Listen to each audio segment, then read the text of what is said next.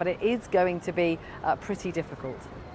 Vicky Young there at the summit in Brazil. Thanks very much for now. Let's return to that major issue of Ukraine. Let's speak to Kristine Berzina, who is the Managing Director of the German Marshall Fund North. Thank you, Kristine, for joining us here. In terms of that basic decision made by Joe Biden, what is your assessment? This is a very important and a dramatic step in American foreign policy. We have for years now seen a series of objections to significant policy decisions about the ability to deliver weapons. We have seen a steady progression now to the permission to use long-range weapons, these ATACMS missiles, on Russian territory in order to deter and defend against this new wave of escalation. And this is, I think, is the most important piece, that this is a response to the inclusion of North Korea as a combatant in this war. North Korean troops are in Russia. There are about 10,000, as we understand, troops that will be actively combating in this war. And this is a globalization of this conflict. This isn't by any means a sign that Moscow is interested in stepping back and slowing down and trying to get to a peace table. Instead, it is Russia putting on the gas and trying to get its friends around the world to help it kill Ukrainians and incur more losses on the European continent. And so how does the West, how does the United States show that this is not acceptable? If you look at the decision to have these permissions on these ATACMS, and this has been a many years long process of getting here, this is a sign from Washington that this is not okay, and that Putin cannot press the gas anymore.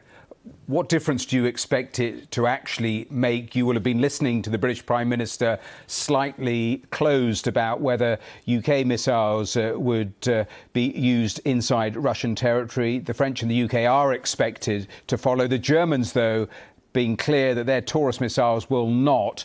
What difference do you think this is going to actually make? Well, I think there are two parts to that question. The one thing is, what are going to be the battlefield realities from the use of these missiles and from any long-range missiles? What we are not about to see by any means is the kind of barrages that Russia lobs into Ukraine. We do not have the number of missiles of any particular variety, the ATACMS, for example, that the Russia regularly lobs into Ukraine. Instead, we're going to see, when we see something, very strategic use of these weapon systems. And that is going to be true for the ATACMS, or it's also going to be true for any others like the Storm Shadows if they were to be greenlit for Ukraine. This means that the particular effect it has on the battlefield is probably going to be somewhat limited. The effect it needs to have, if they are going to be used, is a broad deterrent effect.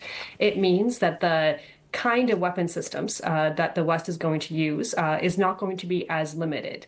Does this show North Korea that it is very unwise to send their soldiers to fight against Ukraine? Yes. Perhaps. That is the kind of effect that they're seeking. The effect is to stop or slow down Putin.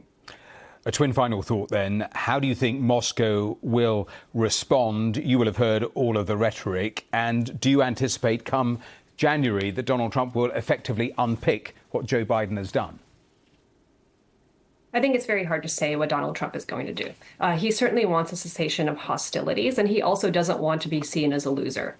There are lots of anxieties about Trump in some ways selling out Europe or Ukraine on the mantle of peace and no longer needing to support this conflict. Those are valid concerns. On the other hand, Trump certainly doesn't want to have a situation like the Afghanistan pullout on his hands. And throughout the campaign, we saw him deriding this as an example of American weakness. Now, giving Putin everything he wants would be a very good example of American weakness.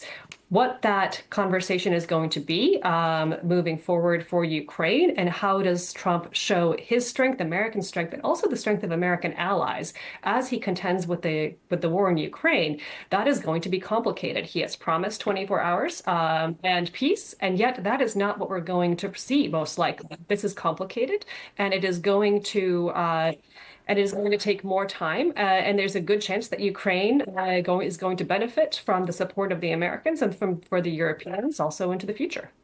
Kristine, we have to leave it there, but thanks so much for your time. Thank you. Around the world and across the UK, you're watching BBC News.